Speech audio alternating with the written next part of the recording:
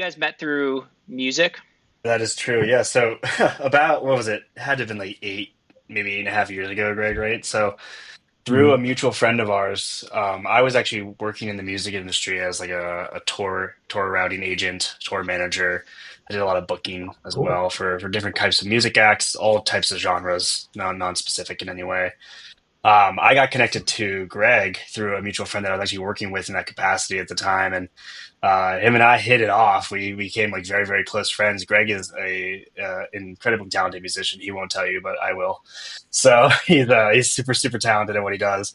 And so him and I actually started working together in that capacity where I was like, well, let's take this thing on the road. Let's go tour around. So basically went to, I'd say, a fair amount of states in the United States playing different shows. It's electronic music, and so got to go travel to a bunch of cool different venues and got to like kind of help grow that project with him, which was really, really fun at the time. And I also make music as well, so we kind of bonded over that initially. Again, he's quite talented, so he showed me quite a lot of cool things on how to write music, how to compose music, especially on like the mixing and the mastering side. So it gets quite technical from his perspective. So it's interesting Yeah. stuff, and like that was kind of like what blossomed, I guess, our relationship from like working together in any capacity. Then we took some time off from that. COVID hits, so the music can't really do much in the music industry when there's a pandemic, right? You can't tour, can't make money, can't do any of that. So it's kind of Yeah. some nonsense. So kind of took a hard pivot, which kind of brought us both to crypto. We took some time. Everybody was kind of gathering their eggs, I think, during COVID. And he reaches out to me. He goes like, what are you doing these days?" And we're like, "Well, I'm doing this. I'm working with Republic. I'm in the crypto space now." He goes, "Wait a minute, I'm in the crypto space now." And so we kind of went full circle. We kind of went full circle on that. We couldn't get away from each other. So before we get into it, what what Yeah. what instruments you guys playing? What are you guys doing? What are you doing on the road? Decent drummer and okay bassist. I can play piano all right. Terrible guitarist. I'm a I'm a journeyman of everything, master of none of them. To be perfectly honest. He's I love modest. it. He's That's awesome. modest. But yeah, no, for me, it's mainly piano. I did start with drums. I started actually with the vibes, the xylophone. That was like my big thing. All throughout like grade school, I played for like 6 years. Then got into Nice. percussion, did like jazz ensemble, percussion jazz ensemble. Then I just kind of became fully enamored with electronic music, and I was like, wait a minute, I can conduct all of this just from my computer. I don't need to like Yep. organize a band or have a bunch of people come over to my house and do this whole practice thing. I can just Virtual. do this all myself the way I want it. So I fell in love with electronic music, fell in love with working in the box or working on the computer. And I even got like right here, I got like my little drum pad or whatever, Yeah. So Love it. fell in love with that. So that's really the most of it is some guitar, not much, mainly piano, and then just working in the box, working on the computer. Very cool. All right, so you guys hit it off with music. So tell us about your careers a little bit. Just give us kind of the quick of what you guys were doing, uh, for work at the time. Well, and again, before I leave it, through the music lens, that's when I learned what a fucking freakish viral marketer Austin is, right? Like the music business is one of the most cutthroat businesses in the world, Yeah, and it's tough. Austin developed grassroots techniques to cut through the noise and grow what I thought was, a pastime or a hobby, more or less, right? And that's where I was like, wait a sec, Austin's tapped in. I don't know how to do anything when it comes to customer facing relations. Like I don't. I'm bloody terrible at it. But to answer your previous question, my background's in distributed systems engineering. I have degrees in electrical and computer engineering from University of Colorado Boulder, and Boulder's got a very entrepreneurial vibe about it. The city's blossomed a lot of interesting startups, and it just has almost this like mini Silicon Valley vibe to it, where you get a lot of really interesting tech projects that come out of not just the school, but ultimately the people that end up living there. And I, in the early part of my career, designed real time operating systems for the silicon industry, right? So I had contracts with Intel, Renesas, Huawei, Altera, Xilinx, mostly to build real time robotics for their factory floors, right? I would design the operating systems for the robotics. After that, I moved up the robotics stack and went to go work for a firm called Left Hand that was out of Boulder. They had an exit to Torah about 18 months after I got there. They built large scale autonomous robots for fielding, farming, and picking in the agricultural industry. Um, and again, like I'd been during this tenure, I'd been investing in crypto. Me and my brother. My brother's, he's a finance major through and through, right? He's a finance bro. But we were building a lot of Bitcoin miners and Ethereum miners just using GPUs. And that's kind of what ended up sparking a lot of my initial interest, right? It was mining, it was programmability through smart contracts. I participated in the first ETH Denver hackathon where we built like a very simple payment rails app. So I was beginning to kind of fall into crypto, and I never knew at that time my life would take a left turn and I would become, fully pilled basically. But um, I was brought in to run the effective compute infrastructure for a large scale Bitcoin mining company after, honestly, after COVID hit. Like this was, I'd had some money from work and again pursued this music passion for a while. Once COVID hit, we went full steam ahead on, or at least I went full steam ahead. And again, I tapped Austin to come run some of the marketing for TypeX, which was the name of the Bitcoin mining firm. But we really focused on natural gas as a fuel source to create Bitcoin, and that's what Yeah. led a lot of the inspiration for Sphinx. Okay, cool. So you go through this. You're working in the Bitcoin mining industry, and you call in Austin. You guys are working together. Tell us about kind of what opportunities did you see while you're working here? So we believe, and we have like these internal theses that ultimately power our business, but uh, a core tenet of what we believe about blockchain is the next $1 trillion that comes on chain is going to come from the institutional side of finance. Retail's tapped out. VC has become a little bit predatory in the way that they wax the retail participants. Long gone are the days where you can go evaluate a project, get in early, and like much fewer of these opportunities effectively exist. So we, and again, this isn't the reason we started the business, but at the time, Austin and I went to the Solana conference to effectively look for new compute infrastructure for a lot of our farms. Like we had all of this power, we had large scale data centers. We were looking for other networks to validate for. And that's when we met Siobhan, who's our other co founder. And we really started to ask ourselves at that point, what if we started to bring, traditional assets like natural gas trading on chain? We were hedging through the CME at the time, some of our asymmetric risk exposure associated with producing Bitcoin using natural gas as a fuel source, right? If the price would spike, ConocoPhillips or EOG or Interplus or Devon Energy, these large publicly traded companies, they had the optionality to sell that gas downstream. So Hmm. we really needed a stable price at which to produce Bitcoin. So we started these hedging operations using brokerages that were facing the CME for natural gas trading, and that's really when we started to.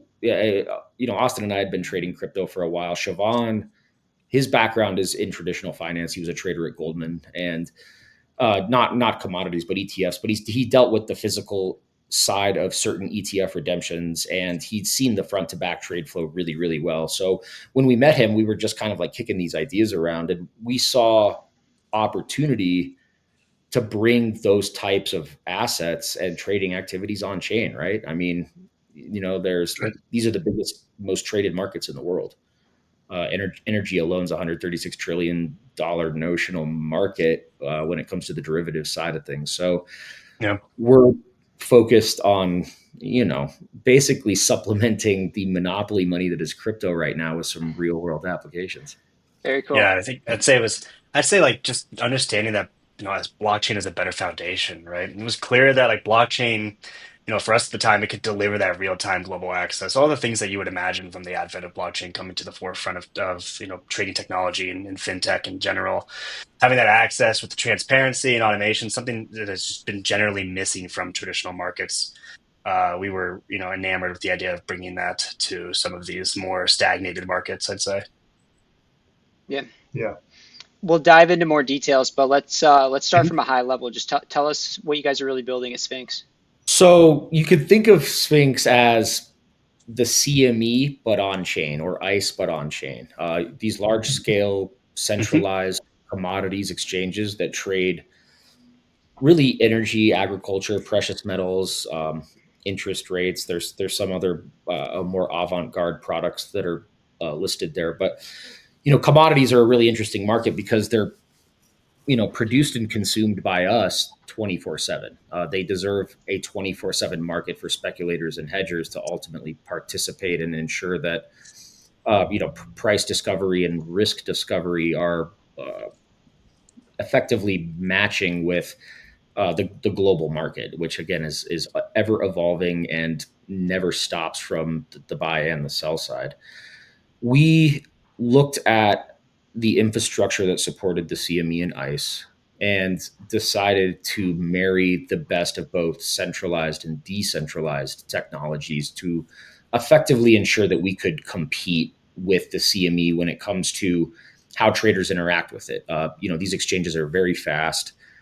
There is already this almost uh, real estate heavy play that goes on around the data centers that support this exchange because everybody wants to get better execution times. And we looked at bringing the order books on chain and bringing the execution and matching technology on chain, and ultimately decided against that pretty quickly because if you want to really compete with these guys, there's no way that blockchain is going to be able to support the throughput, the bandwidth, the execution speeds that these venues are able to accomplish.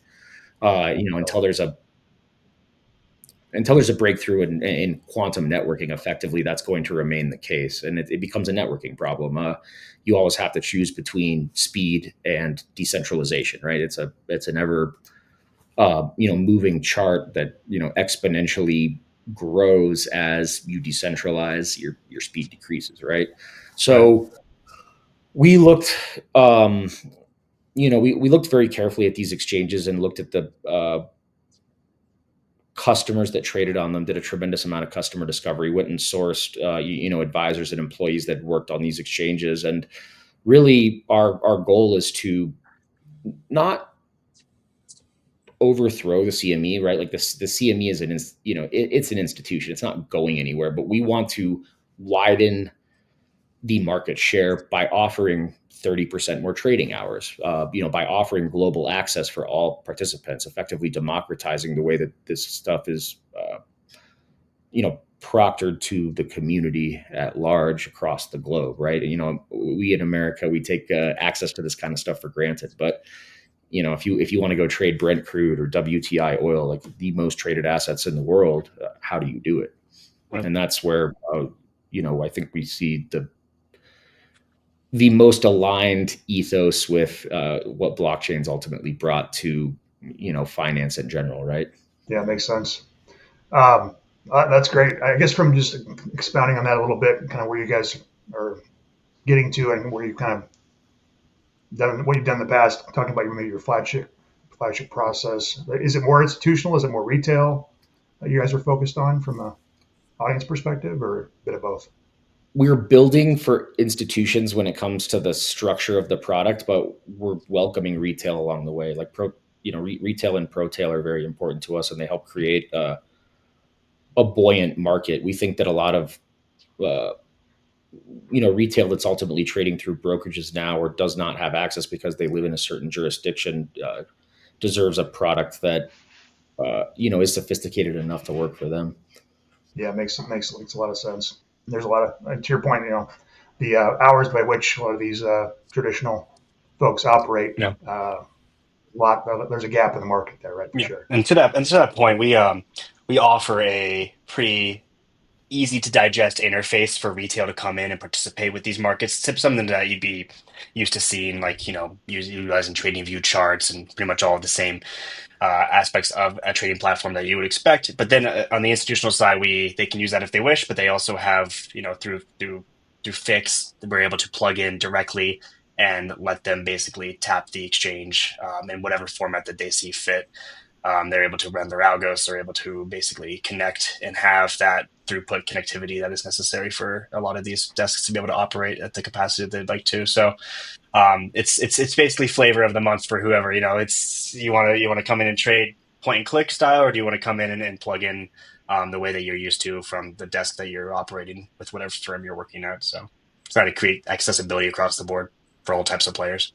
Cool. And then in terms of your products, you guys are building a layer one, and then on top of that, you're building an exchange. Is that correct? Is my understanding there correct? Right. That's right. Yeah.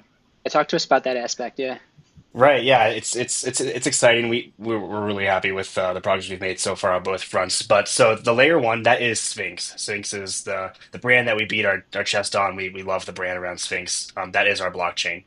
That is built on the Cosmos SDK. It's EVM compatible, moving into other capabilities down the line. But we're really excited about the performance that we're achieving on that chain right now. That is a permission chain. We can definitely dive into why that is the case. But just to kind of sum it up, it's for basically be able to control the validator set, control the data, control the parameters of the chain and how it performs. By basically how data and information is moving through the chain, just be able to comply with GDPR and a lot of the institutions that would wish to participate so that they feel safe, utilizing the infrastructure. GCX, which is the Global Commodities Exchange, is the exchange that we are building for, or on Sphinx, I should say. That is going to be our keystone application, and that is going to be our main driving force for the adoption of our blockchain and Fold. I'm sure Greg could probably add some more specifics to what underpins the blockchain and the technology he's worked very hard on there, but that's generally the high level overview. Yeah. Yeah, that's interesting. I'm just obviously building your own blockchain. That's an endeavor in itself. Oh yeah.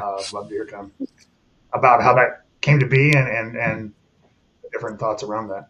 We ultimately believe that blockchain represents a new way to bank, right? And it's new banking rails, it's new clearing and settlement rails for us and for other exchanges. And we really wanted to take, when we did decide to build our own L1, it made sense to take this very applications first approach where we had an application, we knew exactly the parameters and performance that we wanted out of it, and then we crafted the chain around it instead of the bottoms up approach that almost every other blockchain takes, where they have this field of dreams mentality. Hey, if you build it, they will come. It's a lot of retail and VC money moving from one ecosystem to another and building the same applications with very little differentiation at the end of the day. Our vision for the chain as it evolves is to bring other high throughput exchange applications to it. So I would love to see, a forex exchange, a bonds exchange, the next securities exchange if it represents an analog to the NYSE or the Nasdaq.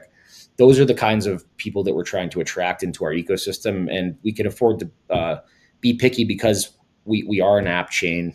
The economics work such that even if nobody comes to build on us, the chain and the exchange can support themselves with no issue whatsoever. But we do see a future where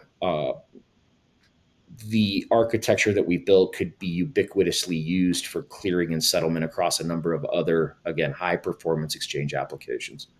It's kind of trying to marry the best of centralized and decentralized technology to ensure we don't have another FTX, right? Like, things are transparent, they're clear. We can bank 24/7. We can leverage all of the wonderful advents that blockchains ultimately brought us. But we have to be realistic about the constraints that also places on certain computing systems. Right, makes sense. Yeah, and I guess obviously as you kind of mentioned, where you started was commodities. I mean, what commodities and the current state of affairs there as a starting point? I'm just curious. Again, just because we were trading natural gas futures through this mining operation, we understood the trade flow, the industry, and commodities. Again, they're produced 24/7, they're consumed 24/7. It's not like uh, securities or bonds or treasuries where after trade is closed, yes, these things can be used as collateral, but ultimately, there's no need to trade Tesla stock on Sunday night. Whereas, the oil and Right. gas industry, you can have very serious, geopolitical risks, supply shocks, like all sorts of stuff happens over the weekend that uh, drives market dynamics and volatility. Yeah. Yeah. Great point. Absolutely. So let's talk about adoption. So, uh, institutions have been slow to adopt, blockchain in general, especially, when it comes to commodities. Like, where do you guys see, how do you guys see Sphinx, difference, compared to like past attempts of doing this?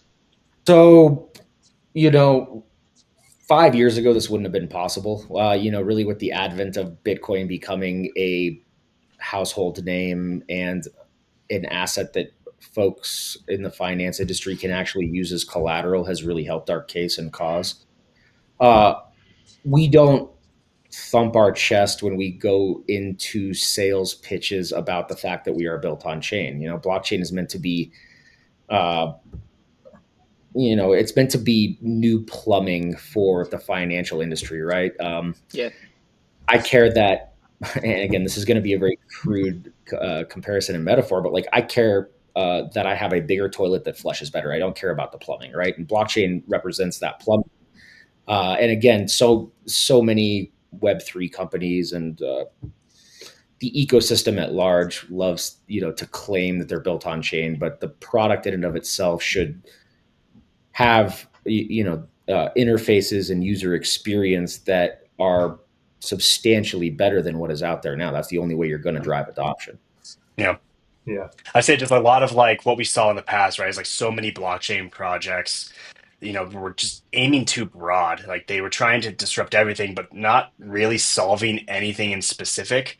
I think everybody was really over their skis about the technology that was coming out and what was actually possible, but nobody really had discernible direction as to how to actually implement it for onboarding. And we kind of built all of this infrastructure, but we didn't build like the security and the railings and the things that these institutions need to be able to participate and feel safe, using this technology.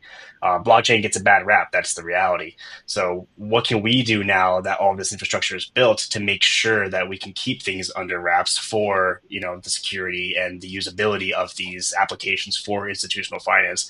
I think that's really what sets us apart. Is like we are taking that focus first and foremost. Like, we are very dead set on making sure that everybody is safe, everybody is taken account of, like it can hold accountable in terms of regulation, making sure that we're having our best foot forward in all those. To your point, everybody was talking about the shiny object of what may be in the future versus actual real world application, right? Right. Yeah, absolutely. And I get to your point. What's the advantages, right? Maybe talking about too. I'd love to hear your guys' thoughts about the capital efficiencies and settlement process that you guys have kind of you thinking through your ecosystem, how that works as an advantage of kind of how you guys operate. Hmm. This the at least from our perspective, when we talk about our competitors, we believe, and we've seen this through alternative exchange applications. The Binances, the Coinbases, the Bybits of the world. They've really made a case for the fact that you can now trade derivatives without having a lot of the existing margin protections that existed when the CME and ICE and the New York Stock Exchange were built. The span margining system, it's great, but a number of new Yeah. capital efficiency abilities have really allowed traders to better not only understand where they can be called out of positions and have real time alerts and all of these wonderful things that allow them to more accurately trade, but the underpinning risk engine to not only our exchange but what I would consider the next generation of Web3 exchanges has totally changed the way that the industry can utilize capital, and that's a really wonderful thing, right? Not only being able to redeploy said capital because you have atomic and instant settlement, but also again, lowering your margin requirements through again, advanced risk systems that ensure orderly trading without having any halts. Which that's what the CME and a number of these other large scale securities exchanges do now. They'll just halt trading once things get out of control because the back end systems are antiquated. That they're old. You never see Coinbase stop trading. Yeah, I guess maybe 6 or 7 years ago you saw it a couple times, but it's very rare, right? for sure. And nowadays that thing purrs. Now, in terms of adoption, because that's obviously going to be a big thing for you guys. How are you thinking about attracting liquidity and institutional users on Sphinx? We try to align incentives as best as possible. Mhm. For the institutions and the powers that be, it does come down to dollars and cents. We are 90% cheaper front to back than a venue like CME. So, if a firm has $1 million in trading fees per year, I simply go in and say, hey, how would you like to trade the same products but only pay $100,000 and save that 900 grand, for your bottom line? And that's a very effective argument. Adding 30% more trading hours by keeping the venue open 24/7 is another great way that we increase operational efficiency and get that adoption. But it's a tricky thing, and that's where the rubber meets the road, right? Like so many great tech companies in and out of Web3, doesn't really matter what the space is, fail because they cannot get critical mass when it comes to user adoption. And it's not even that the tech is bad or that the team is unable to execute, but they effectively run out of runway before they can reach the balance of operational cost and the capital and revenues that come in. So we Yeah. to us, like we simply try to align incentives, right? To attract as many people as possible. We build channel partnerships with FCMs and clearing firms around the world. We have partnerships with Merrick's as well as Hidden Road that help bring a funnel of traders instead of us having to go trader by trader and convince them that we're the best thing since sliced bread, right? They simply get an alternative venue to execute if they're already clearing through one of these firms. Yeah, Hmm.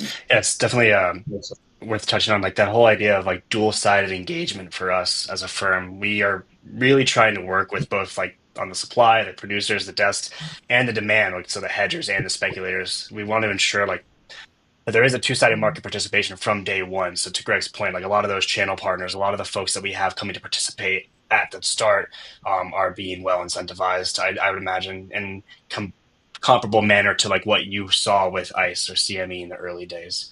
The early Hmm. adopters, the early liquidity providers, they receive very targeted incentives to Greg's point. So that's Yeah. I think the step that we're taking a lot differently than what you would see from a lot of decentralized exchanges that you would see in crypto native land. We're really trying to take inspiration from the giants that kind of did, in a sense, inspire this project to begin with. Yeah. It makes a lot of sense.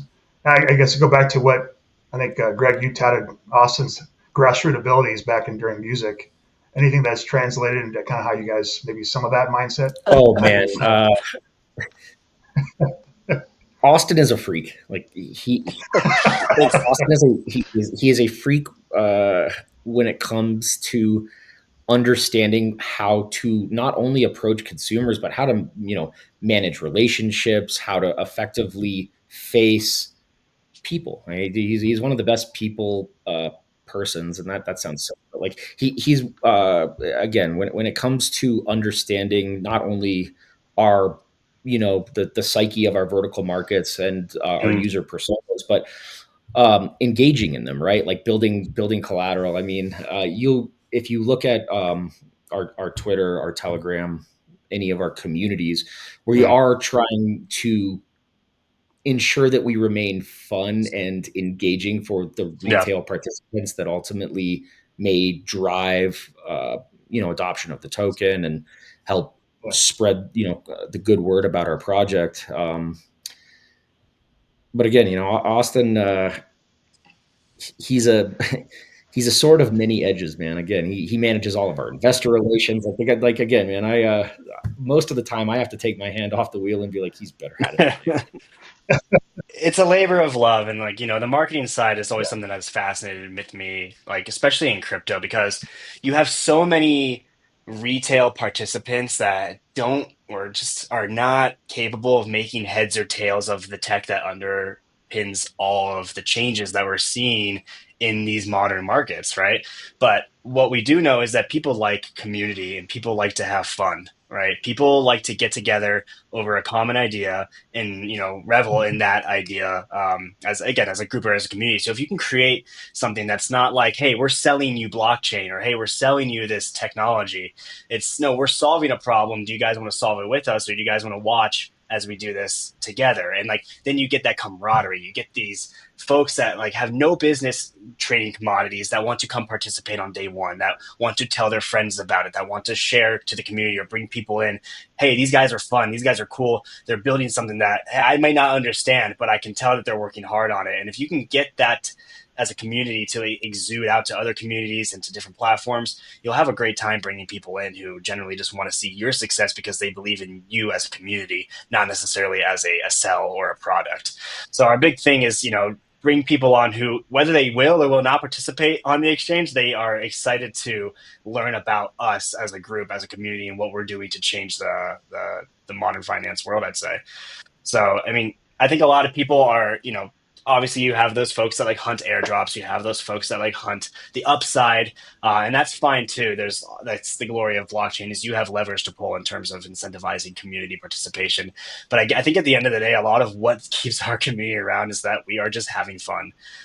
From that pro tail and that retail, like we have some very sophisticated traders in our groups. We have people who have traded on all sorts of exchanges, all sorts of assets, and then we have guys who just buy spot crypto and like to hold the hottest meme coin. And having those two people butt heads and have fun with each other is something that I think will never not be entertaining, because you have a sophisticated one man quant firm market maker talking with a guy who's trading, fart coin. And I think that that'll never get old, especially in a community like this where we're able to marriage those two things so seamlessly, just because fun is the crux of what we're doing. So Yeah, I think that's really cool. I mean, people want to hang out with people, right? that's right. For a common passion or goal, and it becomes a movement that everybody likes to enjoy and Yeah. give each other a hard time about what it is. And I think that's really We cool. will be Yeah, launching a Discord platform and community coming out of our Telegram, coming out of our Twitter soon. We're going to be working with a team on that, and we're really excited to have weekly trading sessions, have like Q and A's with sophisticated traders, have like channels for people to share what they're looking at in the market, what they're laughing at the market, all of these kinds of things. So that will be coming soon, and we're really excited to onboard a lot of people there to continue the fun. Yeah. love it. When it comes to success for Sphinx the next like 3 to 5 years, what do you guys envision? It's a great question. In the next 18 months, I would like to see us garner 1% of the total energy trading market when it comes to derivatives. If we can capture 1%, we're off to the races. It's such, it's so Jurassic and enormous compared to the crypto markets. People don't necessarily realize, the volumes and the ultimate size of these markets, right? But um, we, if you look at the market caps of the CME and ICE, again, our goal is not to dethrone them, but provide an alternative execution venue and widen the pie that ultimately exists for market share, right? Success for us, I mean, Austin said it best. Like, we want to have fun, man. Like, if we're having fun, like that is success. Like, if we're able to, um, maintain the project's upward trajectory, we would really like to see, and we do firmly believe that this is going to be a top 20 project in the world, Yep. by market cap, right?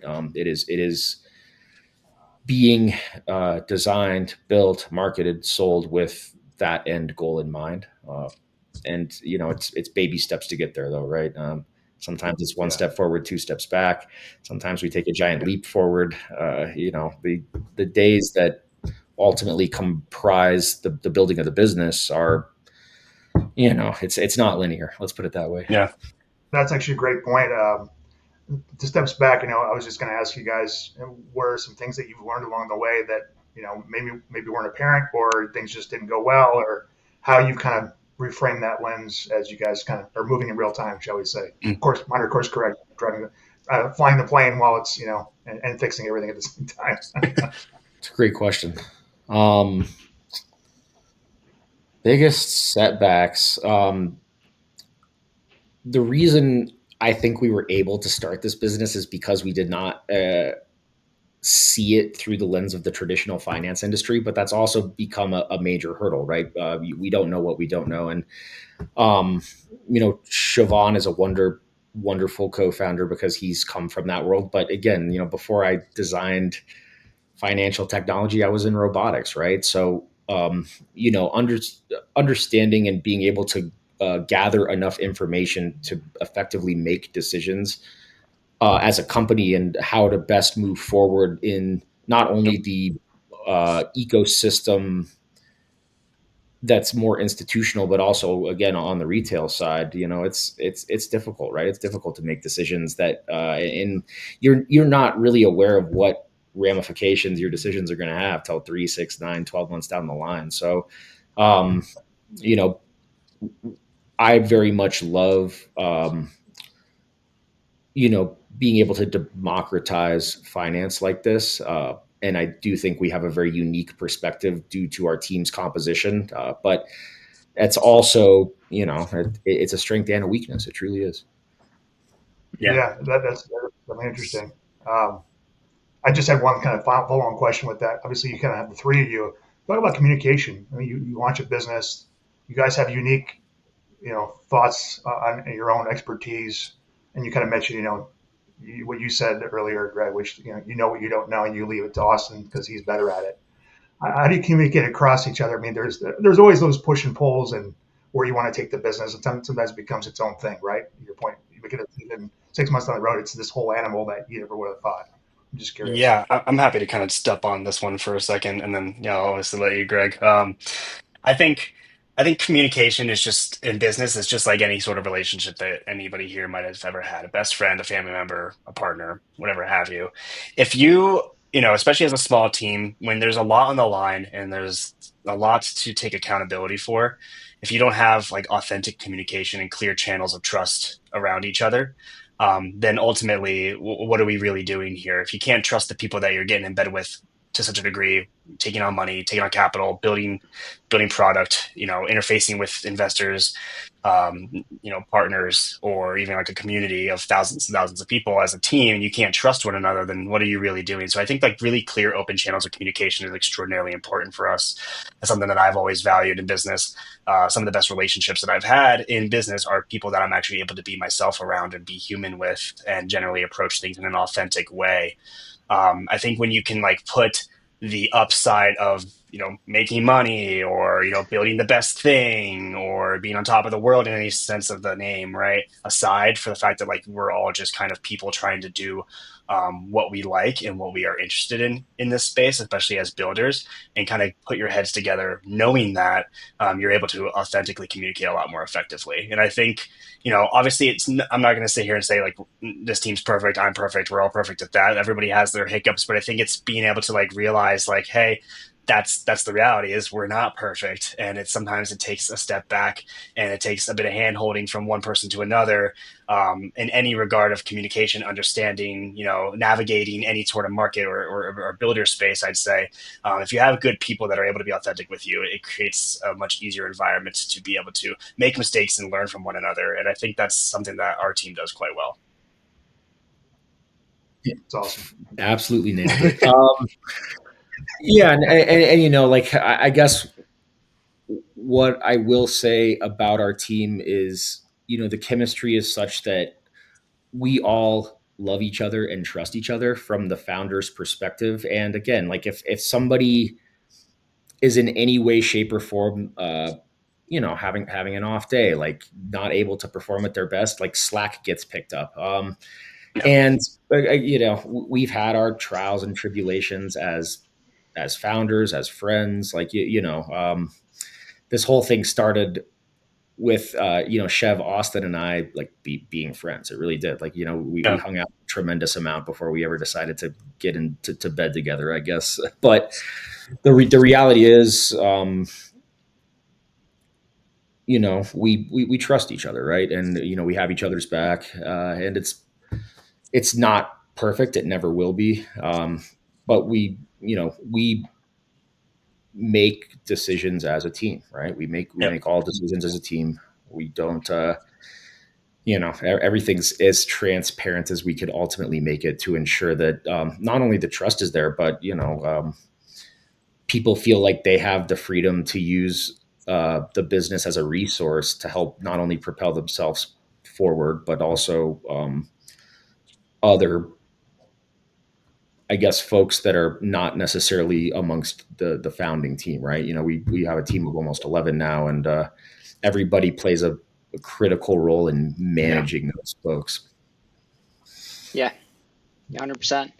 With as you guys are building here, what do you want people to know about Sphinx? And what type of people are you guys trying to attract to in terms of do you guys need help with like market making, different things like that?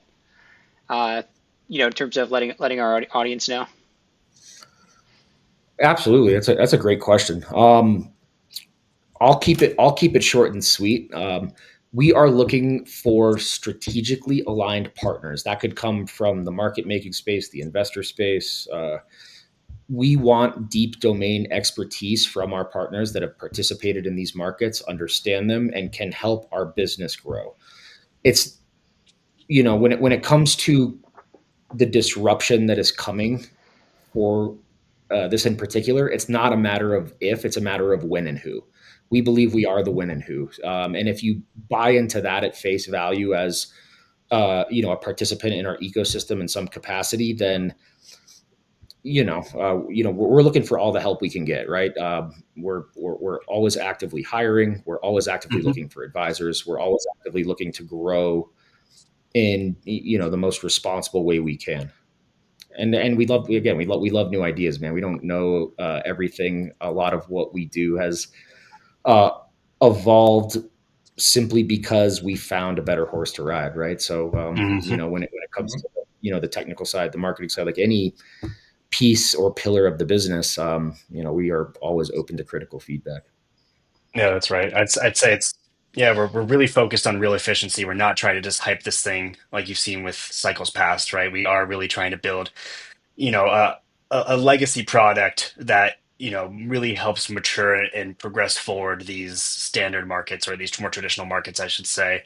Like, we are building the future of commodities trading. We're doing it as a team, and again, yeah, we think surrounding us with the right people is the next best step that we can be doing. So yeah, to Greg's point, I think he nailed it. But we're compliant, we're credible, and we're ready for scale. We're ready to bring on the best partners. So I'll leave it with that. Amazing. Yeah. I love it. Cool. Any final thoughts about Sphinx or in general as we wind this down? Nothing other than thank you guys so much for having us. Right, we sincerely appreciate you reaching out and again participating in this with us. Can't say Yep. enough about can't say enough about the tie. And again, Mike, it's always good to see you, mate. Skylar, I hope we get to meet in person soon. Yes. I know it's Absolutely. coming. Again, it's not that one is also not a matter of if, it's a matter of when. Yeah. This has been great, guys. I would I say, appreciate you guys sharing your story too. yeah, It's always I would great. say, Yeah. follow us on socials. We're Sphinx Protocol on Twitter. You can find Sphinx on LinkedIn. You can find me. I'm Austin Durgee on LinkedIn, as well as Greg Perrin here on LinkedIn. Come reach out, shoot us a message. We're always down to meet new people and talk. So, yeah, Awesome. Well, that's great, guys. We appreciate the time and conversation. We'll make sure to put up that all in the show notes there as well. beautiful. Yeah, thanks, guys. Thank you guys. Really appreciate the time.